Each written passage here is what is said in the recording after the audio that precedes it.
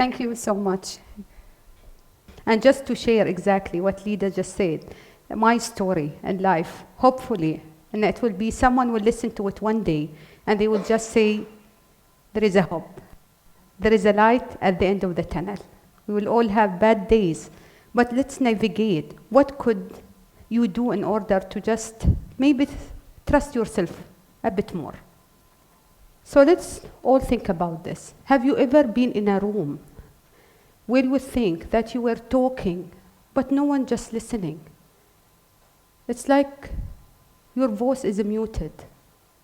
I think we all went through something similar. I can see lots of nods. Right? Have you been in a meetings where you just feel you are invisible? Or you just decided, I will sit at the back of the room so no one can see me, and I will just be quiet? Or, worse, have you ever started doubting yourself? Am I in the right place? Is this really what I want to do? Is this the right path for me? Although you know you will reach here because you did something. So suddenly, why? Why all of this? What's wrong? So what I'm sharing today is my journey in life, I would say. So I'm sharing feelings, emotions, that, to be honest, I'm sharing for the first life, like for the first time, live to an audience. So maybe someone will just leave today thinking that, no, I am on the right path. I am doing it correctly. So to put you in a context, I will just take you back to 2017. You know, I was feeling exactly like this woman. Like I had it all. Best position, I was at a leadership position. I was responsible for nearly 50 faculty members. I was in charge of 2 campuses, more than 5,000 students, in a small community like in Ras Al Khaimah. Everyone knew me. You know, I don't need to stand in a queue if I go to any government, because whether I know his father, that student father, his mom, exactly. Do you think that I have a problem with the traffic? No. They will stop me to say hi, not to get fined. So again, I had that power. You know, I felt everyone knew me.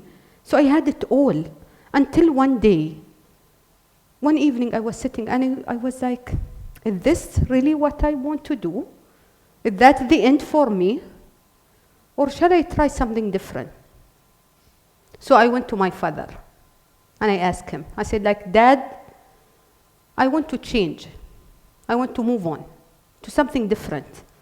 And you always go to your dad to find an answer, to say yes or no.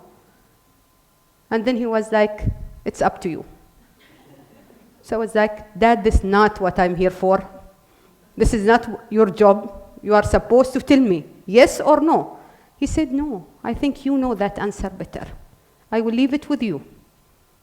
Go, think about it, and then you will know exactly what you will do. So true, I did. I went, I started looking, apply for different job. Then something caught my attention. It was all the way in Abu Dhabi. So again, will I leave? I will call a legacy that I have in Ras Al Khaimah to move to Abu Dhabi.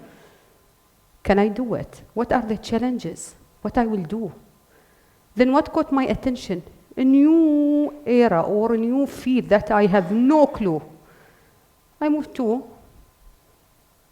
defense and security, guys. It's way beyond what I normally work with. I came from background education. I am originally a language teacher. This is an environment, civilians. So then I was like, this is something I want to try. I feel like trying. And I was like, if I did it, I've been in leadership for 5 years. I think I can do it there. So I went to Dad again, who is military, coming from, I was said, Dad, guess where I'm going? And I was like, I'm leaving to Abu Dhabi. You know, no reaction. And I was like, surprise, Dad, I'm going to military field. Again, no reaction. I was like, Dad, I want more. Like, give me something. Like, nod. And he was like, you made your decision? Then I trust you. You know, that was enough for me to say, to back my back, say goodbye to all the people of Ras Al Khaimah, lovely the people I work with, the community, the parents. It was so difficult for me. So difficult. It's one of these stages in life where you, so difficult, but I need to move on. So I did it. If I go to a new field, and definitely with a new field, new challenges, a new environment, dealing with military people, dealing with officer. You know how many times I called someone by the wrong rank? And if you just see the face, and like a look in his face, I was like, I don't know. I had my student testing me. If you have the 3 stars, what do you call him? If he has a star and he falcon, what do you call him? So it was so difficult. I was always that lady sat in a meeting where I always felt like I just need to be quiet. I'm a language teacher. I have nothing to do with defense, nothing to do with security. I made lots of mistakes, believe me. And this is the lady who suddenly said, I know it all. I was at the top of the world. How come suddenly I know nothing? It's like everything went blank. So it was so challenging. And then plenty of lesson, but believe me, the tough way. And I always receive these calls from people in Ras Al Khaimah, like, you know when someone calls you, how are you, how's everything? So you regret? And I will be like, okay. Of course not. And they didn't know reality. For 2 years, I used to drive to visit my family in Ras Al Khaimah weekends. I will cry, honestly cry, all the way from Abu Dhabi to Ras Al Khaimah, nearly 3 hours. Because I felt like I'm a failure. Why did I do that to myself? I will receive similar calls. Any regrets? Would you like to come back? We still have your spot. And I was in that position. Do I really go back? Or what should I do? What is the turning point? When is enough is enough? Until one day, I was sitting with Dad again, trying to find an answer. And I told him, I was honest, I said, do I come back to Ras Al Khaimah? I felt I had enough. I hate big city. I want to come back to my own. And he was like, think. 2017, who was that lady who made the decision to move all the way to Abu Dhabi? Where is she? Again, no clear answer from my dad. So on that weekend, I drove back to Abu Dhabi. And I said, enough is enough. It's not the place. Maybe it's me.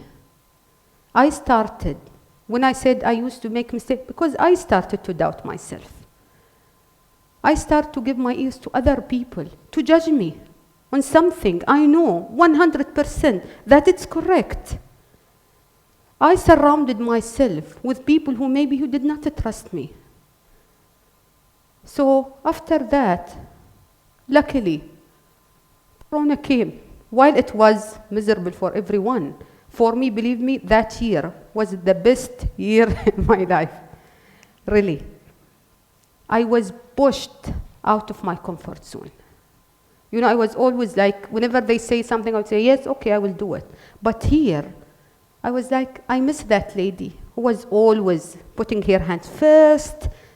I used to attend the meeting, sitting the first one. I said, why not? It's not reserved for anyone. So I will come 10 minutes early, you know that, with my coffee, and I will just sit in front. It's my place. And I deserve to be there. Why not? Whenever there's something, I would say, I want to participate. I want to go back to the old me. So it was always me, not the place to blame, not the people around me. So it was always me. Then I was lucky to have a new boss, or I will call a mentor. You know, just to be open to people. I used to share exactly how I feel with him. And he always used to guide me. So, you know, sometime in life, we need to listen. We need to go to these people. I was lucky to have my father as one stage of my life. But he was all the way in Ras Al Khaimah. So I need to build that network, someone who trusts me. So always, whenever you are in place, believe me, even if you are in charge of one person, remember at some stage, don't be boss. Just listen. Just guide. These people all need some time to say, Good job. You are so special. You are doing a great job. And I start to hear these words again that I used to hear from my team, from the student, from the parents. So that I start to think, it's me again, it's not the people. I can easily close my ear from all the negativity and look toward the positive. So again, it's me. I felt I was really doubting myself because I allowed these people to get into my heads. And then most importantly, I said, okay, whenever I speak, they will say, okay, she's a language teacher. Go, worry about your business. So I said, I need to stop that. So I went, always go back to study. So I went, I did my second master, defense and security, in one of the toughest environments where I compete with officers. Out of 38, I came first. So you know that kind, thank you. So that kind of validation, just to show you that, again, it's you. The minute you start, there is not going to change. It's the same place, the same people, the same environment. What's it change? It's me. How I look to myself and how I start to, again, energize. Find it in yourself. Life is tough. You will not always find someone to tell you, go ahead. So again, you need to lean back to yourself, to your true self, and say, can I do it or not? So after all this, it took me this journey to reinvent or found myself. To be honest, it took me around 3 years. 3 years of doubting myself. It's so difficult. Trying to give up, trying to find someone to help me, to reach out. Sometimes I will just close. Even my sisters, like who are living with me, they never know. They always see me that person, happy. But when I go back to sleep or in my room, I will always, this is not what I want. So again, the minute I found my voice, I re-energize, and then I found my true self. So this lady today, she's doing this. Exactly, so I always tell people, if this lady from Ras Al Khaimah can do it, we all can.